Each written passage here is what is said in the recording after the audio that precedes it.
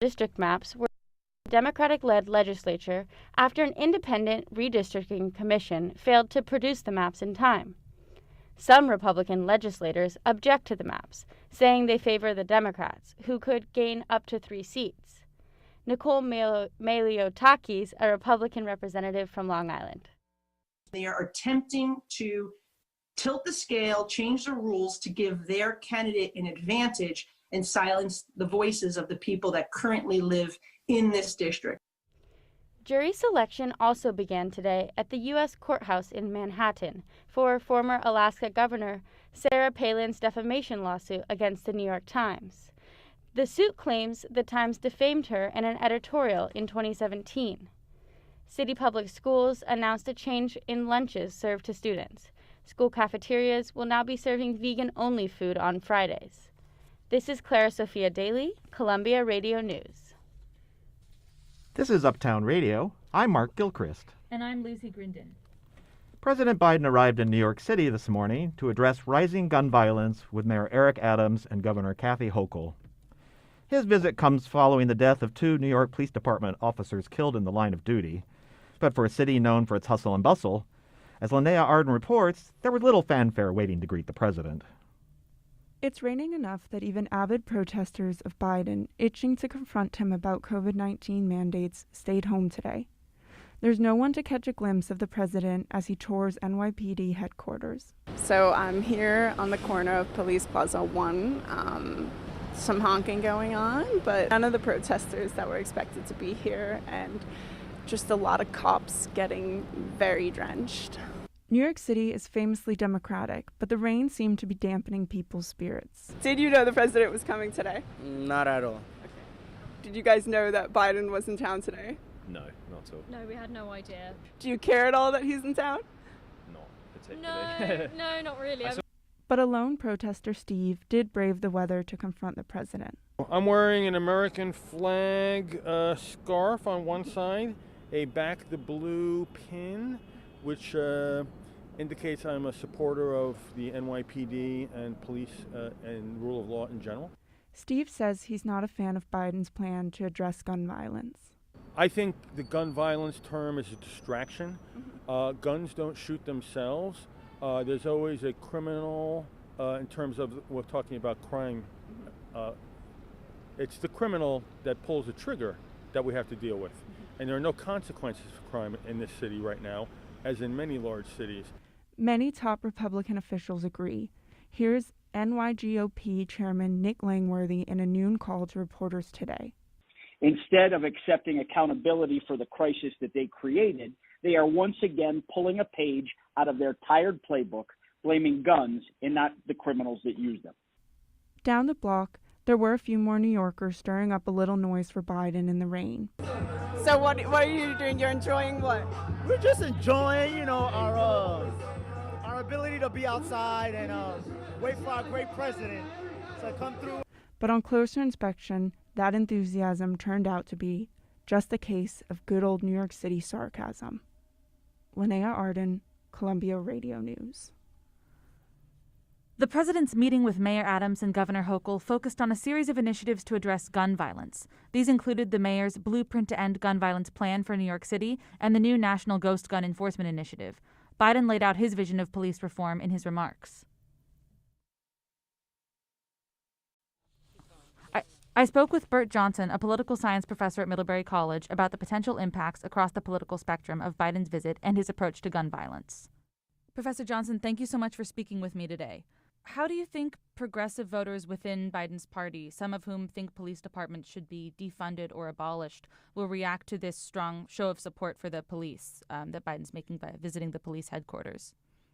Well, I think progressives have reacted negatively to some of Mayor Adams' proposals, and I would expect them to echo those comments as Biden supports those proposals.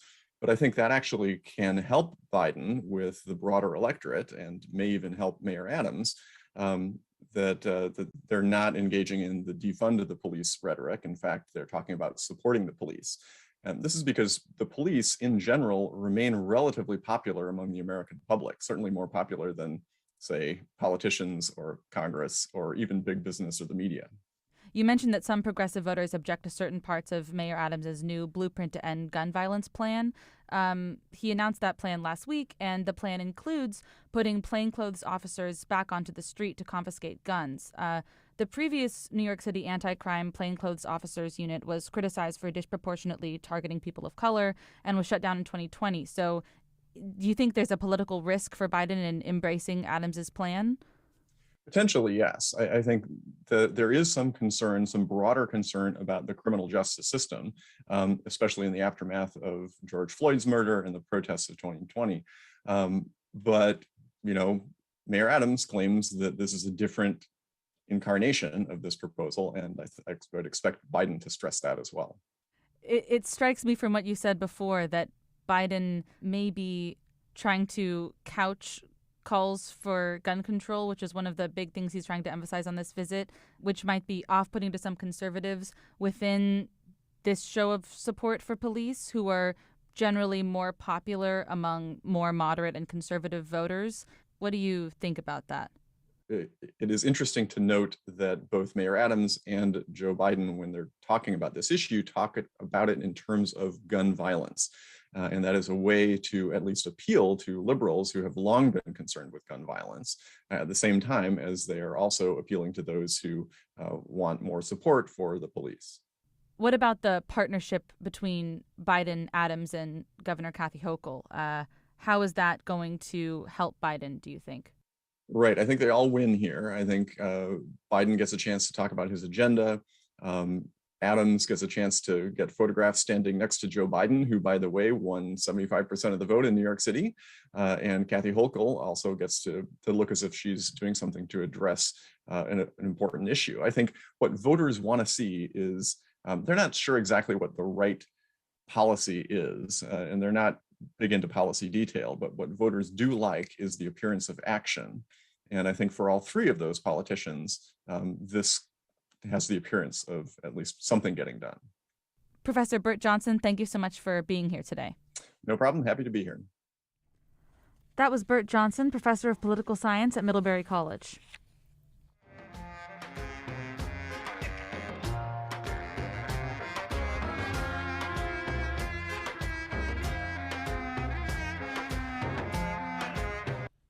Today we're making vegan chocolate chip cookies, and I think it's like the easiest thing. It takes like 10 minutes to make. Marlene Cruz, vegan home chef. So we need half a cup of melted butter, which is, I would say almost exactly what we melted. So I initially went vegan because of the deer. Okay, so you pretty much mix it until there's no bumps or anything, so it's like smooth. So the guy who used to bring me deer jerky on the bus every day, I was in like the 6th grade, and he offered me deer jerky that morning, and I was like, no thank you, I don't want any deer jerky, and then he asked for my phone number. It was wild. I think he's married now. You're listening to Uptown Radio from Columbia Radio News, Thursdays at 4 p.m. They're done. And yeah, I think they taste pretty good, and I think the deer would like these cookies if they were here right now. The Beijing Winter Olympics officially begin tomorrow, with 9 athletes from New York State competing in the Games. But as host, China is in the spotlight, and so is its human rights record. The U.S. State Department has called China's treatment of its Muslim Uyghur people genocide, and the Biden administration, Britain, and Canada have all declared diplomatic boycotts and will not be sending government officials to the Games. Activists are also using the occasion to protest. Topjor Soltrim is with the No Beijing 2022 movement, which is calling for a total boycott of the Games and holding a protest at the Chinese consulate in New York City today. I asked him what the organization is hoping to achieve with protests so far away from Beijing. Topjor Soltrim, welcome to the show. Thank you, Mark. Thanks for having me. Topjor, could you please tell me about your coalition and what you're hoping to achieve through the No Beijing 2022 protest today? Yeah, so our coalition is made up of primarily Tibetan, Uyghur, and Hong Konger activists, as well as our allies. And what we're hoping to achieve with this entire campaign is calling for a boycott of the 2022 Beijing Winter Olympics. Truly, our messaging, the ethos is always the same. For example, my perspective as a Tibetan, when we look out across the world, we have increasingly recognized that the plight of the Tibetans, the oppression we face, is inextricably linked to the oppression faced by the Uyghur people in East Turkestan, or as China calls it, the Xinjiang region, and also the oppression and the plight of the Hong Kongers. Now, your organization is protesting today in New York City. Could you tell me why you've chosen to do it here? Today is a global day of action. So there are protests all across the country, all across the world. Boston, New York, DC, Toronto, Geneva, London, Berlin. Specifically with the protests today in New York City, first we are targeting the Chinese consulate because, it is the physical manifestation of the CCP on American soil, or I guess technically not on American soil, but here in America. And then we will be marching to Times Square to draw as much attention as possible. But do you think China would pay attention to this? It's thousands of miles away from Beijing. It's on the eve of the launch of the first day of the Olympics. Why would they pay attention to this? I believe they would pay attention because this is Tibet. The Uyghurs, Hong Kongers have proven to be their largest concern. I'm 21 years old. I've been involved in Tibetan activism since I was in a stroller. Now more than ever, China is in at least America's national conversation. Specifically, a critical look towards China is, I think, more and more becoming a part of our national political consciousness. Concerns over human rights, concerns over business practices. And today, we want to take this opportunity, as we have been attempting to do, to insert our voice into this national conversation. And what about the idea that the Olympics should be above politics? Do you feel that at this time what you're doing could undermine the athletes, undermine the spirit of the games? Is there any concern about that this could backfire on you? The Olympics are inextricably linked with politics. Ever since, what they call the first modern games, which was the Berlin Olympics, 1936, that entire operation was far more about the politics of it than the sports. Beijing is using the games to cleanse their image on the world stage. It becomes impossible, as long as the intent is there by the IOC, by the host nation, to lace politics into sport. They can't just throw their arms up in the air when we shine light upon the darker aspects of those politics. Topjor Soltram with the Students for Free Tibet. Thank you. Thank you, Mark. Thanks for having me. That was Topjor Sultan, spokesperson for No Beijing 2022.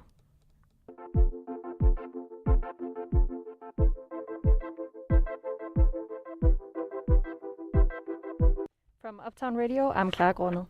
President Biden announced this morning that Islamic State leader Abu Ibrahim al-Qurashi was killed last night in an American military raid in northwestern Syria.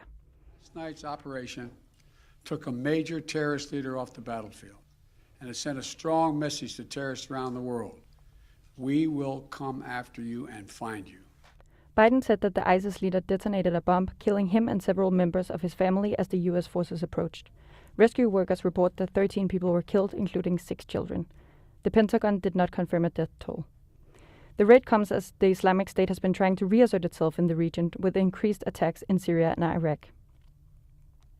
Russian President Vladimir Putin and Chinese President Xi Jinping will meet for official talks before tomorrow's opening ceremony of the Beijing Winter Olympics. Meanwhile, American and European officials are staying away from the Games due to human rights concerns. The two presidents haven't met in person since 2019. They're set to discuss stronger ties between Moscow and Beijing in the face of Western pressure and increased tensions at the Russia-Ukraine border. The Biden administration announced today that it will cover the cost of over-the-counter COVID-19 tests through Medicare. Beneficiaries will be able to access up to 8 COVID-19 tests per month for free. The initiative comes after members of Congress and advocacy groups have criticized the administration for not including at-home testing in Medicare insurance. A massive winter storm is currently sweeping over the South and Midwest. 100 million people in 25 states are under weather alerts with ice and snow covering roads. Over 200,000 people are without power across the country, with the most outages in Tennessee and Texas. This storm will be a test for Texas power grid, which failed last February and resulted in the deaths of more than 200 people. Stocks closed lower today, with the S&P 500 down almost 2.5%. Technology stocks were hit hard after Facebook reported the platform lost users for the first time in its history. Facebook stock was down more than 25% today. This is Clara Grundel, Uptown Radio.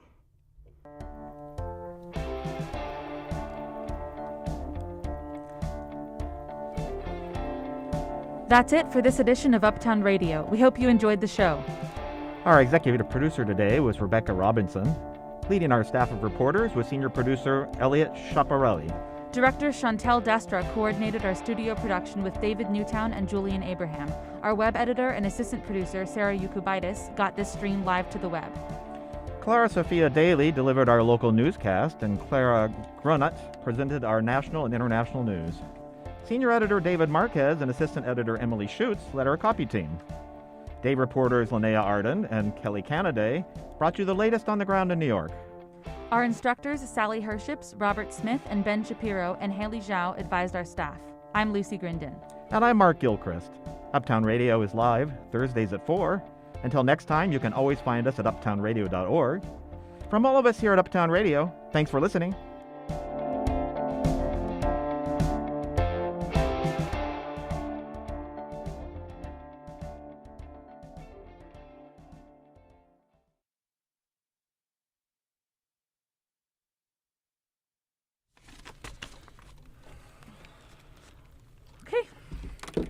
How was that? I mispronounced the guy interviewed in the final line. Oh, I mispronounced his name. My only frustration was I felt that terrible about that. they put into the script that there was going to be tape in the intro to my two-way,